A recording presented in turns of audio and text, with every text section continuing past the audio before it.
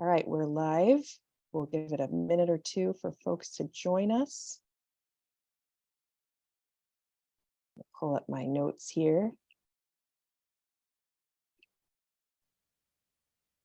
All right. Good evening and welcome to tonight's live online author event with Greenlight Bookstore. I'm Jessica from Greenlight, and we are thrilled to host tonight's event with Shahd Alshammari presenting her new book, Head Above Water, Reflections on Illness. She's going to be talking with Diya Abdo, so you are in for an excellent time. Before we start, I just want to say a huge thanks to the team at Feminist Press for making this happen, as well as to these amazing authors, and of course to all of you for showing up. We're grateful for your support and for the chance to make space for conversation and connection. A couple of little housekeeping things before we get started. In our Zoom webinar tonight, you can see and hear the speakers, but they can't see and hear you. They can see that you're here, and there are a couple different ways you can interact with the authors and with each other throughout tonight's event, which we do encourage. The first one is the chat, which you can find by clicking on the icon that looks like a speech balloon. You're welcome to post your comments and thoughts in the chat throughout the event. It's a great way to tell the authors you appreciate what they're doing. Actually, let me just make sure our chat settings are updated. Attendees, yes, everyone can now use the chat. So go ahead and use that for whatever you like. Let us know where you're logging in from. I know we've got folks all over today. If you do have a specific question you'd like to have answered by the author, please post that question in the Q&A. You can find that by clicking on the icon that looks like two speech balloons. And we'll be pulling questions from the Q&A to be answered in the later part of the program. And very importantly, tonight's featured book, Head Above Water, is available for sale from Greenlight Bookstore. As a thanks for attending tonight's virtual event, we're offering 10% off the featured book when you order it through our website. You can enter the coupon code GreenlightEvents10 in the coupon discount section at checkout to get that discount, and I'll post that link in just a moment. All right, first some introductions. Our interviewer tonight is Diya Abdo. Diya is the author of American Refuge, True Stories of the Refugee Experience, which you can read more about on the author page that we'll link to in a moment. She's the recipient of several National Community Engagement Awards, including the 2021 J.M. Kaplan Innovation Prize. Currently the Lincoln Financial Professor of English, her writing focuses on the intersection of gender, political identity, and vocation. She lives in Greensboro, North Carolina, with her partner, 2 daughters, and 4 cats. So that's where she's looking in from tonight. She will be speaking with our featured author, Shahd Alshammari.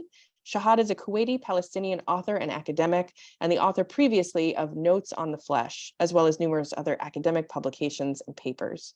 Her areas of research include illness narratives, disability studies, and questions of identity and language in the Arab world. And Shahd is joining us from Kuwait, where it's 1 a.m. right now, so we appreciate her stamina and being with us in the middle of the night for her. In her new book, Head Above Water, Alshammari explores disability, displacement, and belonging. The book begins when she was just 18, when Shahd was diagnosed with multiple sclerosis and told by her neurologist that she would not make it past 30. Despite that diagnosis, by 30, she became a professor of literature and has managed to navigate education systems in both Kuwait and the UK and inspired generations of students. So Shahd is going to start us off with a reading from the book, and then she'll be talking with Diya and then with all of you. So Shahd, please take it away. Thank you so much for that really great introduction. Very excited to be here, and I'm also really happy to be doing a virtual event. I'm always really grateful for accessibility, so thank you all for giving me this opportunity. So I'm going to start with a very short section from Head Above Water, just kind of to contextualize, the themes of the book, and get you to kind of connect a bit with, what we hopefully will be talking about. And I'll start with just the first page of the book. And it starts with, "You're very preoccupied with death, Professor. I've noticed." I thought about this statement before responding to Yasmin. She was one of my most brilliant students and had become my friend. I was not preoccupied with death as an ending. A visit to death had interrupted my life midway, at the age of 25. I wonder sometimes if I can recall it as it happened, as I saw it, as I felt it, and the conversations I heard, the faces that I saw. Would I want to narrate this experience and tell the story of this half-interrupted life? Stories are who we are. Stories make up our most vulnerable moments, and in storytelling, we have the power to gain a sense of agency over our lives. In dialogue and in conversation are the moments that make sense of chaotic ruptures, fragments that we collect and reassemble to construct a grander narrative. I've always told my students that storytelling is a really important part of life, but we cannot separate life from the stories that we tell ourselves and others, the stories we tell ourselves about others, and stories others tell about us. But these stories are distorted by failing bodies, failing memories, and lapses, relapses, repeated delays in the transmission of brain signals to a body that forgets and remembers. Memory is a collection of snapshots in time, and the work of remembering is hard labor, emotional at its best, traumatic at its worst, and we can't help but project ourselves onto distorted mirrors, and pen and paper fail to convey what really happened, what was and what wasn't. So how are we to tell the story from one perspective if we have never experienced the other? How can I speak as a mentor when a student self still pulsates in me? My characters are invoked from memories, and at other times are accounts of others' memory, gaps that I cannot seem to fill. So, what drives my recollection of emotions is the emotion behind intimate conversations, meditations, musings between myself, my mother and me, my grandmother, her last words, my vision of our human life, and a preoccupation with these stories. Stories have been the pulse that allows me room to breathe around my ribcage as it pushes against my heart, threatening to suffocate it. My heart, our hearts, her heart, Mama's heart, all of their hearts, the place that the soul lives and dies in. Or is it the place we turn to when we reflect on our lives?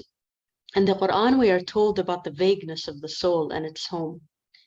And they say, ask you about the soul. Say, the soul is one of the commands of my Lord, and you're not given aught of knowledge but a little. And because souls are a vast area of the unknown, and we have limited and mortal knowledge, then the heart is the finding place, the knowing place. The mind, reason, thought, knowledge, that's a place where we ask the hows and the whys, and we find nothing but a road back into the heart. The method of the heart is my starting and ending point, and I don't promise an end. And I'll stop right here just to kind of get you kind of thinking about, head above water. Thank you. Shahd, it's such an honor for me to be in this conversation with you. And I look up to you in many ways, and I think are the ways in which you and I share certain experiences with both Palestinian. We're both professors of English. We both grew up in the Arab world and learned our craft in the West. It really truly feels like I'm talking to a dear friend who understands exactly so many of the experiences. But of course, your journey has been very different. And I'd like to hear from you a little bit more, because that's the journey that's reflected in this book in all its beautiful, you use the word wound and I think of that image frequently, as I think about your book. If you can talk a little bit about how this book came about. It is different and similar to your last book, Notes on the Flesh, which I adored, of course. So tell us how this book came about. How did it develop? And how is it different from Notes on the Flesh? Absolutely. I think that's always the fun question to start with, how a book actually, comes into being, how it's birthed, how it actually becomes a book. So it starts off with just, some journaling here and there. The book actually was born from a blog. So originally I was blogging for about a decade, and I was documenting chronic pain. So with the diagnosis of MS, I started trying really hard to kind of make sense, not just of life, but also hold on to these memories, hold on to, what was happening to my body, what was happening within the medical community. And the only place that I could actually document what was happening was through a blog. So there was some journaling, but the blog actually was the place where I was able to connect with an audience, a universal audience. And I had lots of readers from all over the world kind of interacting and saying things like, please keep posting. How's your journey? How are you doing today? Can you, tell us more about how MS actually affects people, who are younger than 40? Because there was also this myth of MS not being something that, young people go through. So I realized that there was a huge desire for me to communicate with people all over the world, and through the wound or through the body that had failed me or had felt at that time had failed me. So having, posted about my journey with MS, and then with kind of language and kind of finding literature as the only place of survival, these blog entries and journal entries, because I was journaling all the time too, became the source of inspiration for this book. And the book is a hybrid memoir. So it is hybrid because of its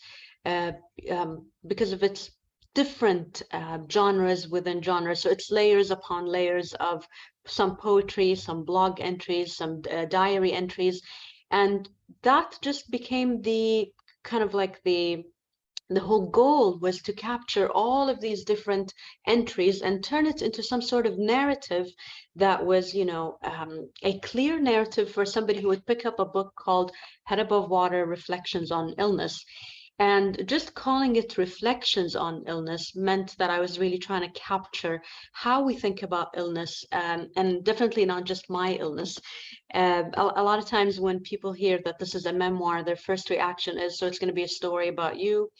It's a story about everybody. It's a story about how we age. It's a story about how we live through our bodies, how we navigate our lives through the bodies that we are born into, through the bodies that we are accidentally put into. And so that has a lot to do with disability, with age, with sexuality, with all sorts of these, different parts of identity. And that's where Head Above Water comes from. It comes from a really, really strong desire to speak about the body in its various disappointments and its challenges, but also with this vision that, there is a sense of acceptance along the way. Again, once you read the book, that kind of hopefully it gets to materialize. But that's where it really started from, as a desire to capture all of these moments, but also to move from poetry and fiction. So I initially started out as a poet, and then I moved into short stories and fiction. Eventually, Head Above Water is a memoir, and I look at it as creative nonfiction, as specifically an illness narrative. So I think my journey as a writer had to move across genres. And for me to be able to actually get to the state of writing so vividly about the body meant that I had to move across genres initially. That's wonderful. And if, as we're, going through our conversation, if there's a particular section about the body that you'd like to read for us, I'd love to hear it. You mentioned there that this book developed because of a need from an audience, right? So clearly people were responding, yeah. A wide audience were responding to your experiences that they could relate to, right? Yeah. I'd like to hear from you, because we chatted a little bit before the Zoom opened about your publishing experience and the journey of this book, right? That is, as you say, a memoir, not just about you, but about everybody. I will say that good memoirs are like that. There are, of course, bad memoirs, which are just about a person. Yours is an excellent memoir that is truly about a wider experience reflected through yours and others. So I'd like to hear about that publishing journey and that interesting tension between the existence of a wide readership for this, but some of the challenges that you faced as a writer.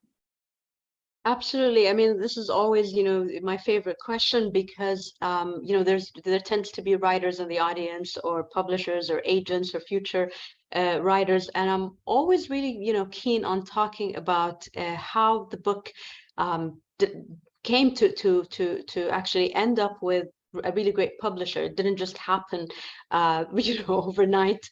So the book was initially rejected, or the manuscript was initially rejected by hundreds of agents and publishers. And I had pitched it to so many different, not just agents and publishers, but so many different countries. So I was pitched to Europe, to the US, to the UK. small independent presses, big presses, all sorts of different agents who were looking for hashtag own voices. So I wasn't pitching randomly. I had done my research, and I was really looking for an agent who wanted to represent, or a publisher who wanted to represent something that stood for diversity and own voices. And again, having understood that, you know, own voices was a big thing, especially in the US, I thought that would be relatively straightforward when you come with a narrative about disability by an Arab woman trying to kind of capture that experience writing in English. That's diverse enough, or so I thought. But the constant response actually was, it's too specific of an experience. So MS being too specific an experience, me writing from the point of view of an Arab Bedouin woman living with a chronic illness was too specific. I was sometimes, you know, probed for a bit more to kind of try to sell it. Who is the ideal reader that you're after? Who is the audience? Who is the targeted audience? It's not universal enough. And for me, that was really confusing because I had thought that, you know, age and illness both were very much universal experiences, regardless of gender, regardless of sexuality. That would be something that, you know, we all end up on that journey. So it was quite disappointing initially, and you know, I almost gave up on the book. But then eventually, a small independent press, Neem Tree Press, picked it up, and then Feminist Press, a huge press in New York, actually decided, hey, this is feminist enough, and this is what we're looking for. This is exactly what diversity means, and they just picked it up. And a shout out to, of course, my editor, who I hope is here. I know she's here. So Margot was actually one of the first people who actually said, yes, this book is universal. And that's a type of story that we want feminist press to stand for. And so it did give me the sense of reassurance that, you know, this wasn't just PR, that there was an authentic kind of vision out there. But really, essentially, I'm always curious about thinking about this universal idea, or the universal reader versus the specific reader. Is it a Western versus non-Western reader? Who gets to write in English? Who gets to speak in English? There were comments like, if you were, you know, to write this in Arabic, we're happy to translate. But for me, English is or feels like my first language. And I always say it's like my stepmother's language. So there's this sense of it is also mine. We're still kind of stuck in that claiming of language as who does it belong to. So yeah, it's been a very interesting and eye-opening really experience. So it definitely needs, you know, the right agent and the right publisher who just kind of tries to stick with that authentic vision. The problem also of marketing an author who doesn't, you know, live in the US or doesn't live in the UK or the West tends to be a problem for a lot of publishers. Hard to market. Events will be more virtual. But again, with accessibility, with diversity, and you know, trying also to accommodate, then especially post-COVID, then a lot of these events can be virtual. And you know, with social media, there's always, you know, a universal reader anyway now. So yeah, it's been very interesting. Thank you. And yes, Margot is on the call. Definitely a shout out in this publishing industry, really machine. the you know, the individuals, that one person who sees, believes, trusts, and then, you know, launches something really important, deeply important into the world. So grateful for Margot and for others like her. I'm going to go off script and ask a question that came about from your response. So now, how has the response been to the book, right? So the idea was there is a universal reader for this. Have you felt that there has been a response from audiences that you'd have not anticipated? Or I'm just curious to hear what that's been like. Absolutely. I mean, I think that the book has done really well so far. I mean, it's launched in the US just recently, about a couple of weeks ago, and in the UK last year. And so far, it's been shortlisted for a prize, the Barbellion Prize. It's being taught across a lot of universities and colleges. It's doing well on Goodreads if you check. So there's a lot of really great feedback so far. And it tends to be that there's a sense of whether the reader is young or old, or whether the reader identifies as a man or as a woman. There's always this kind of thank you, that's something I hadn't thought about. And I was able to find that sense of hope throughout the book, but also there's a sense of it being realistic enough as talking about a disability or talking about illness without it being inspiration porn. So it's not uplifting in the sense of, well, there's going to be this happily ever after ending for you. And people are able to recognize that. And I think so far the ideal reader for me has been a reader that's willing to listen.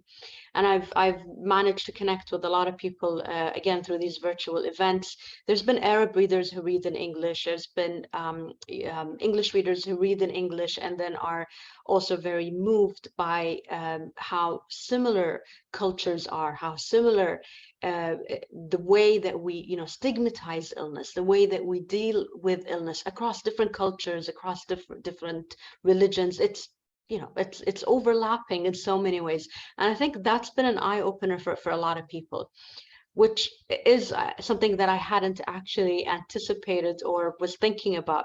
So I didn't think about challenging the myth of, let's say, Arabness, or the myth of Islam, or the myth of what it means to be a Bedouin, none of that stuff. For me, I was just kind of challenging this idea of disability as tragic. But then all the other things kind of just, fell into it. Wonderful, thank you. And I'd like to remind our audience that we will have some time at the end for questions and answers. So please put those questions in the chat so I can, pick from those questions for Shahd. I am gonna ask you to talk about a specific, aspect of your book. And I'm gonna start off by reading a section that I love, and I just have put all the hearts on it. So this is on page 44, if you're following along. Not you, Shahd, but the audience. Of course, No, feel free to open. I would need to know. So you're talking to your mom, right? And she says, "It smells like death in here. No more of this fussiness. Get up, you're strong. I know you're stronger than this. You've always been unique. So what if one more thing gets added to the list?" Mama asked, not really waiting for an answer. We didn't look at each other, but I kept those words with me tucked behind my ear like a pencil I needed every time I wanted to write anything about MS. First of all, that's a stunning image, right, of someone's words of wisdom ready at hand, right, for a writer who's always probably making notes, never following up. I mean, I know myself, I'm always writing notes. This is my next book project. This is my next short story.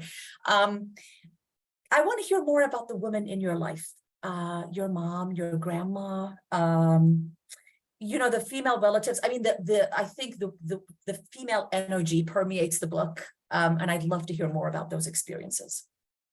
Well, thank you for reading that part. I think my mom will love that you just read that part. She'd be like, yes, that does sound like something I would have said.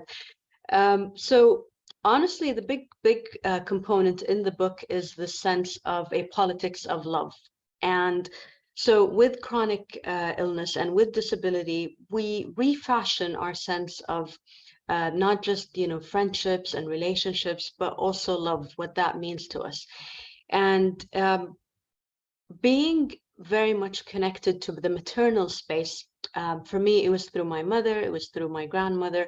This sense of a safe space extends to not just my mother and my grandmother, but to my students in class, to my neighbor who is raising, her daughter on her own, my best friend who is living through, a sudden onset of illness. So it extends to everyone, and that, I think, is the feminist space of the book. It's feminist in its politics of love, in its nurturing energy. And I think that's it's a slow and kind of gentle revolution. It's what my mother would say, a silent revolution, where it's not, based on anger. It's based on a sense of redemptive love, or a sense of transformative healing and love. And for me, these connections are kind of what sustained me and still do. And it's very hard to find these connections, especially nowadays, where everybody's kind of, on their own. It's a very individualistic society. And again, of course, depending on, the place that you're living, depending on the work that you're doing. I've been lucky enough to be in spaces where community is really important. And even now, you know, with working with specific you know, editors and a specific team, it also kind of carries on to that. There's a sense of it being, you know, a maternal space, a safe space, but really it does come from this reflection on us needing this feminist space. And, you know, I'm reminded of bell hooks, of Audre Lorde, of, you know, all of these wonderful feminists who began to define for us how, you know, that can be healing on its own. So my mother is one of those figures, of course, but it really carries on, you know, across time and space. Wonderful, thank you. And of course, one of the important women in the book is Yasmin, right? Yeah. She's the student who is with us throughout this journey. Yeah. And one of the really fascinating ways that you chose to frame your story and to structure the book is in a conversation through time with Yasmin, right? So Yasmin is a former student. She's coming to help you look through your notes.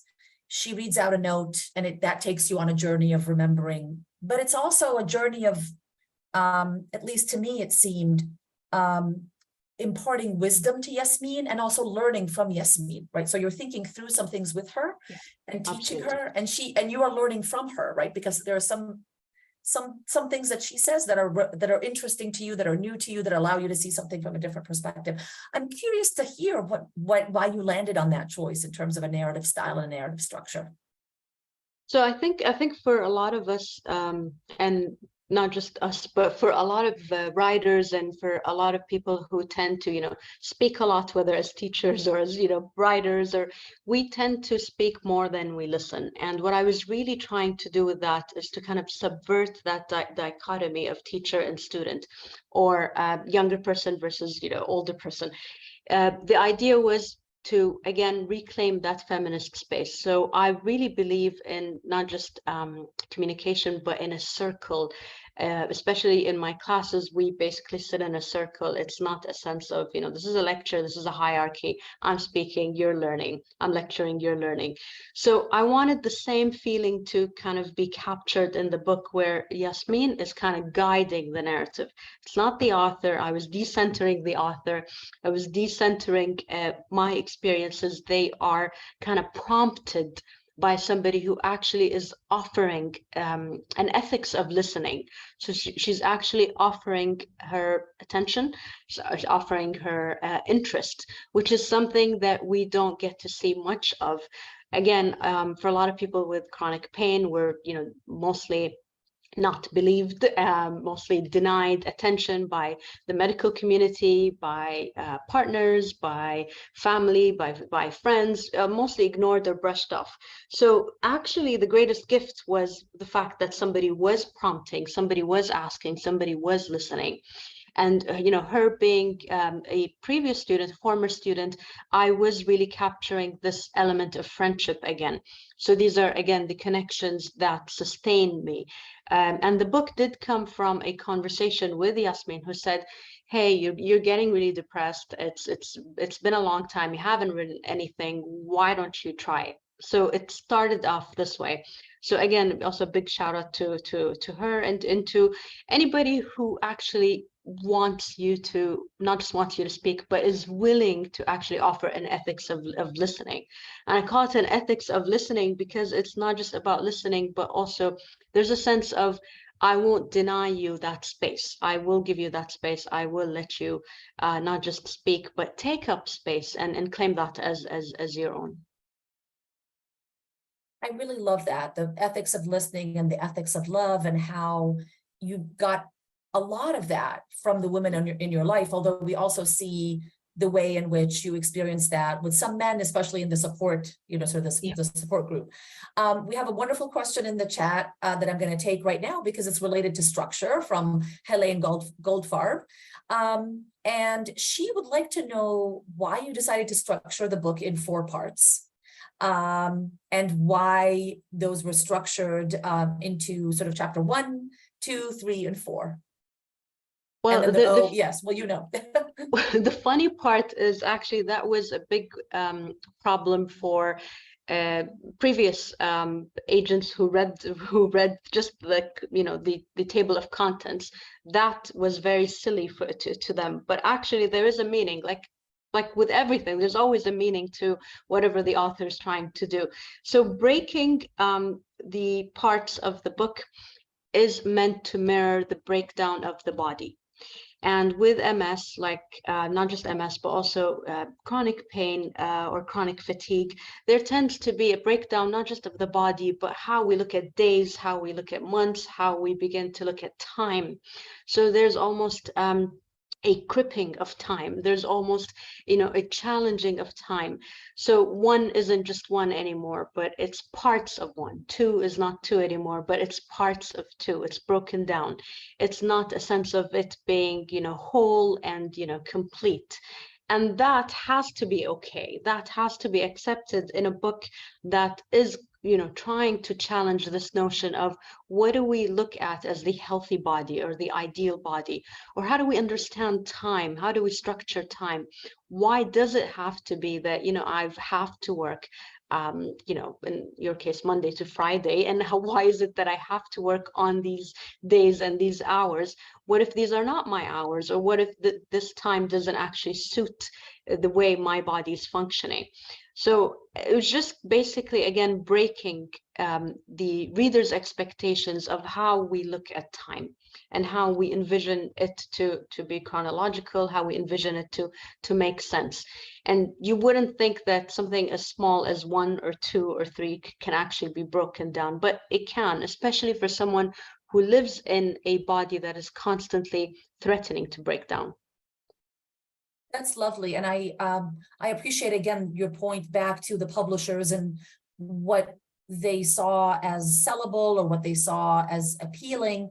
I'm curious about that moment, was there ever a moment when you responded or challenged an agent or a publisher to try to explain some of these choices and what that was like, and if it was at all something that they could hear? Again, this is for the aspiring writers in the room who might find themselves at some point having to defend or explain a writing choice.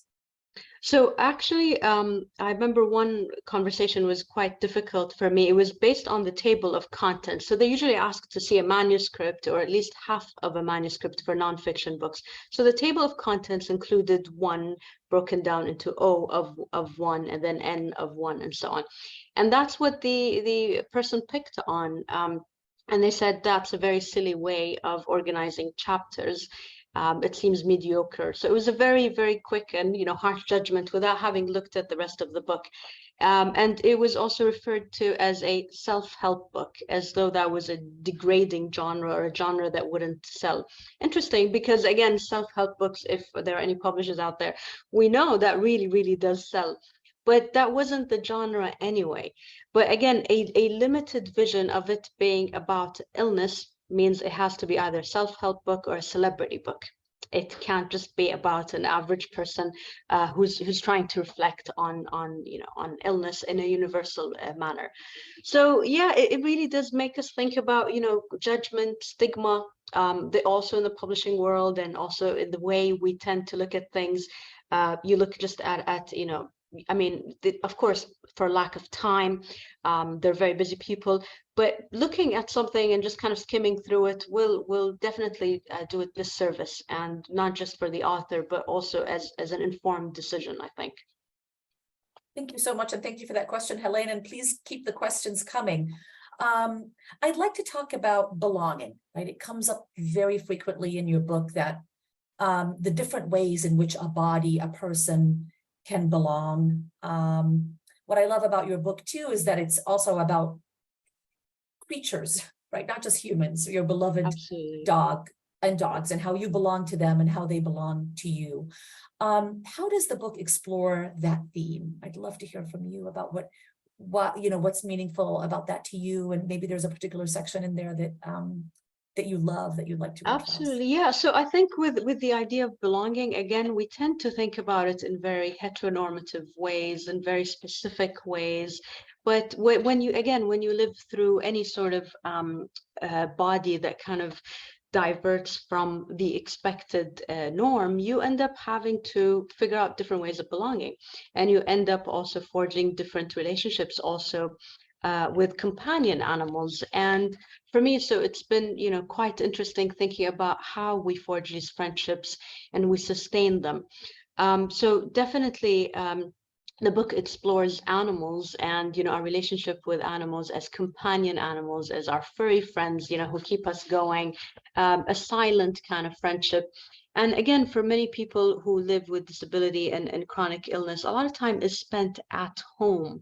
So a lot of time is spent with a cat, with a dog, with again, these are the ones that keep you company. These are the ones that hold you throughout.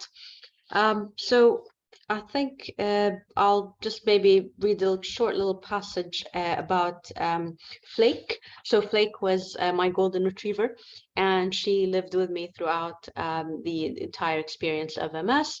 And so she's a big part of the book too. Okay, so I'll just start with, for many people like me, we live alone. Disability has always been a part of my life, as far back as I can remember. Companionship isn't as easy when your body fails you. I'm not generalizing, and I know, you know, there are different types of disabilities, physical, mental, and invisible. What I do know about disability is that so many times it leaves people isolated. It left me isolated for the longest time because I could not translate pain. What made my relationship with Flake different was how there was a silent understanding of life as moments and of pain as part of these moments. We grow old. It is inevitable. When Flake started growing older, her breath changed, her limbs grew thinner, her paws grew softer. I could see death come for her in flashes, episodes. We lived together for 15 years, day in and day out. She shared my bed. And there's a bond that is hard to explain for those who haven't lived with a dog. Your bodies synchronize in a bizarre way. Her snoring meshed with mine, and at sometimes I wasn't sure if my snoring bothered her or soothed her. It was a state of presence. The bed was never empty. Thank you so much, Shahd. We have a question from Margot. What are you most proud of, you know, in this book? Or what about this book are you most proud of? Oh, well, that's a great question. I think, so I say in the book, may this book be contagious. And it's one line. It's one line in the book. May this book be contagious. If illness is to be feared, then may this book be contagious. And, you know, I said it, I was just playing with words. I said it like a pun. I was just really playing with words. But this book has been contagious. And I think there was some sort of meditative power to those words because it has been contagious.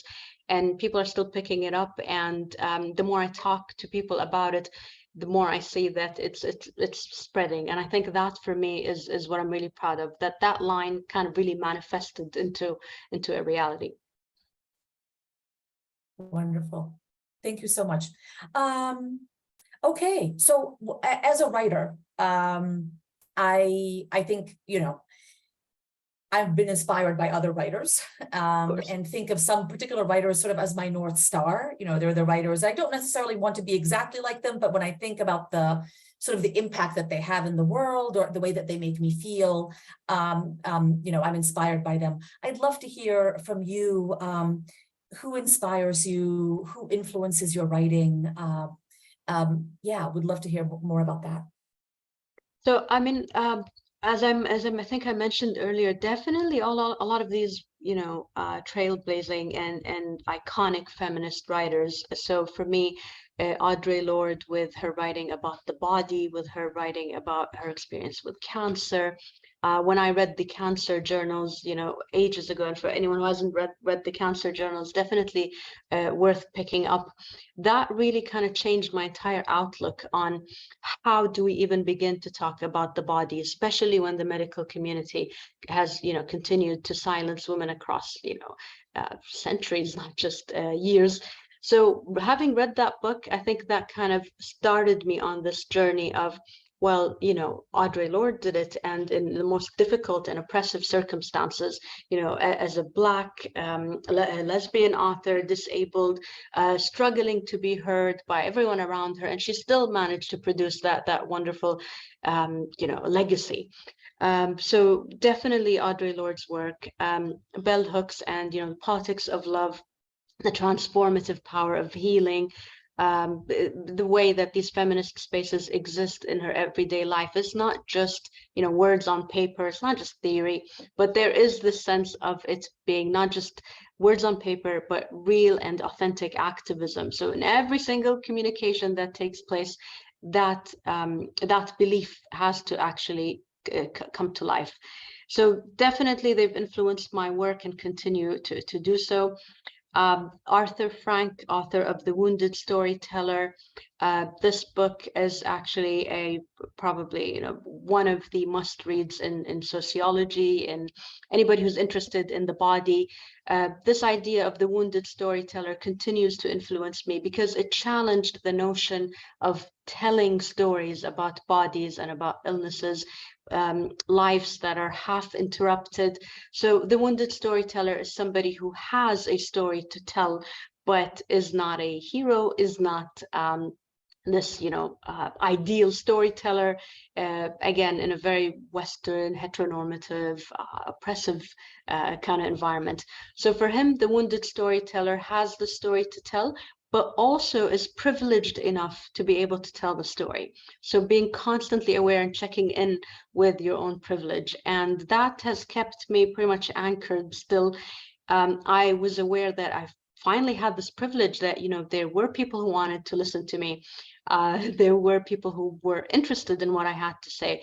And so I carry these stories with me, not just my story, but a lot of people's stories who are not able for one reason or another to get that out on pen and paper, or my grandmother who's not here to tell her story, for instance. So carrying this privilege and realizing that this is the kind of role of the wounded storyteller. So I have a lot of follow-up questions, and I'm wondering if I'm going to sort of put them out there, and let's see what makes what you would like to pursue. So I would like to hear more about that, the idea of wound, right? It comes up quite frequently in the book, and the image of a wounded body or a wounded soul. So I'd like to hear more about how you played with that image and that theme, and maybe there's a particular moment that you really love in the book that you can take us to.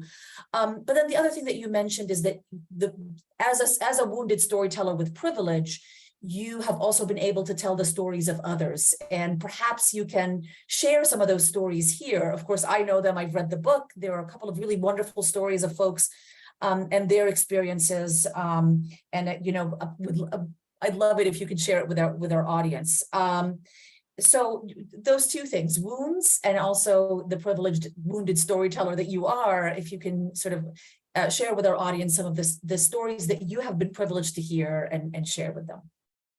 So I think the idea of the wound, so I was constantly being told by my mother, who was quoting Rumi, probably, the wound is where, you know, the light enters. And that sounds too simplistic. It sounds too general. But I kept reflecting on that for like the past decade, thinking, how is that even possible? How is that where the light enters? It sounds too simple, too straightforward. But throughout this journey of, you know, living with this wound, and by wound I mean just kind of like being marked by a you know, a different storyline, by a storyline that's not your typical storyline. You know, being told you're going to die at 30, that's definitely a quick shift in one's life story, or in my vision of what that meant. So there was an immediate wound there. With those words, there was a wound. There was a complete shift from how I had envisioned my life. But again, that's where this idea of, then what am I going to do with this bleeding body? Or what am I going to do with this ticking clock reminding me that, you know, existence isn't going to always be there, that there's no safety anymore. So this sense of the wound actually brought me into the state of reflection. into the state of reflections on illness, reflections on the body, and also really made me wonder about, what is it that I really wanted to do in life, and what were the things that really anchored me. And as cliche as it sounds, but when you do get a life-altering diagnosis, you really start thinking about, what is it that I want to do? Where do I want to be? Who am I? These very deep kind of philosophical questions, but they really, really get you thinking about your true authentic self, so to speak. And I think that's where the wound actually ended up with me really kind of getting to know myself on a deeper level that I don't think I would have really gone there if I hadn't actually explored it. So I think for me, this diagnosis of MS, this life-changing diagnosis, knowing, or sort of believing that death was right around the corner, that really changed the way I look at how we look at life, not just mine, but, making sure that every connection I made was a connection that, would sustain me and others too. So that's the first answer. And I think the second one you were asking me about, was it bodies and souls, or? No, I wanted to, well, we can, but I really want to hear about some of the, as a privileged wounded storyteller, if you can share maybe an example of a story of a wounded person who could not share their own story. Absolutely. So I think the book really, just to kind of, for people listening, the book isn't just about MS. And I keep saying that because, yes, the huge part of it is, but it's also about the suppressed voices, or the voices that are silenced by, like I said, the medical communities, by families, by older people who refuse to listen to someone younger saying, I'm in pain. And that comes up a lot in the book. And so as part of, like I said, the ethics of listening, I was also listening to these stories in support groups, in communities where they were, talking about these stories. These women, these friends of mine, were talking about these stories in the language that they had, and not fashioning it into this, into this creative nonfiction, into, using, these examples to talk about the pain. So, of course, with the ethics of listening, you listen, you take the story, but you're also lending your voice. So I'm not speaking for them. I'm really kind of lending my voice because I'm able to write in English. The book is, getting published. So these stories had to be part of my narrative, and they were kind of combined with also my experience of listening to others. So it's not just about me speaking about my experience of pain, but also it's about divorce. It's about women who raise children on their own. It's about women who are struggling with mental health, constantly denied either medication, or being forced to take medication that doesn't actually work with them because they weren't heard. They were given 5 minutes with a doctor who doesn't listen, and you get to see glimpses of that in the narrative. Wonderful. Thank you so much. I want to give some time for our audience to ask questions, but the last question I want to ask you before we do that is, what's next for Shahd Alshammari? Is there another project on the horizon? Perhaps a teaching project? Yeah, tell us what are your next plans? So actually, because Head Above Water has been doing so well, and because of all of, this great communication with readers, they've constantly been saying that this is something that we hadn't read before. It's narrative nonfiction, and it's also very poetic. So I am currently working on another book where I'm also exploring gender and disability through these kind of reflective moments, but rather than it being reflections on illness, it's more reflections on life, something a bit more general, but also still looking at the same kind of themes. Wonderful. Well, we can't wait to read it. And I think certainly there should be more books that speak to those different intersections of all of our, humanness. So we appreciate you, Shahd. I'm going to open it to the audience and really encourage you to drop your questions in the chat. And of course, I think also invite Shahd to ask her own questions of the audience, if that's something that you would like to do, Shahd. Certainly there are folks here on the call who know and love you, and as writers, I think, and readers, we're always curious too about what folks might think or you know, have to say about our work. All right, so let's see. We have a question from Juliana Bezerra. What surprised you the most during the process of writing this book? That's a great question. Thank you, Juliana. Yeah, I love that question, actually. Thank you so much. That's a really exciting question to answer.